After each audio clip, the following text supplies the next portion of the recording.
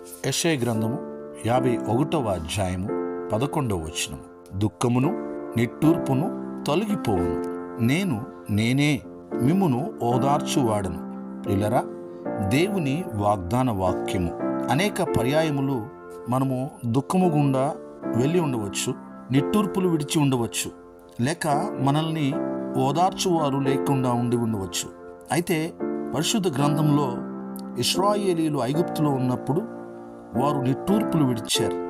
ప్రభు వారిని చూశాడు, బంధకాల్లోంచి బానిసత్వంలోంచి వారిని విడిపించాడు, వారిని బలపరిచాడు, ధైర్యం ఇచ్చాడు. ఈ రోజున ప్రభు తట్టు మనము చూడగలిగితే ప్రభు తప్పకుండా మనల్ని బలపరిచి ఓదార్చి మనల్ని ముందుకు కొనసాగిస్తాడు. ప్రార్థన.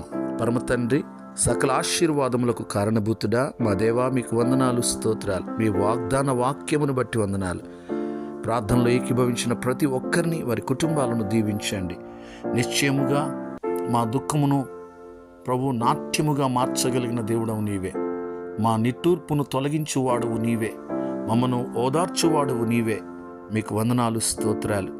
మా ప్రియులు ప్రభువా, వారి యొక్క ప్రభు దుఃఖము ఏమైనప్పటికీ, వారి నిట్టూర్పులు ఏమైనప్పటికీ, అయా వారి యొక్క భయము ఏమైనప్పటికీ వారితో మీ సన్నిధి ఉంచండి. వారి అవసరతలు ఏమైనప్పటికీ వారిని ధైర్యపరచండి.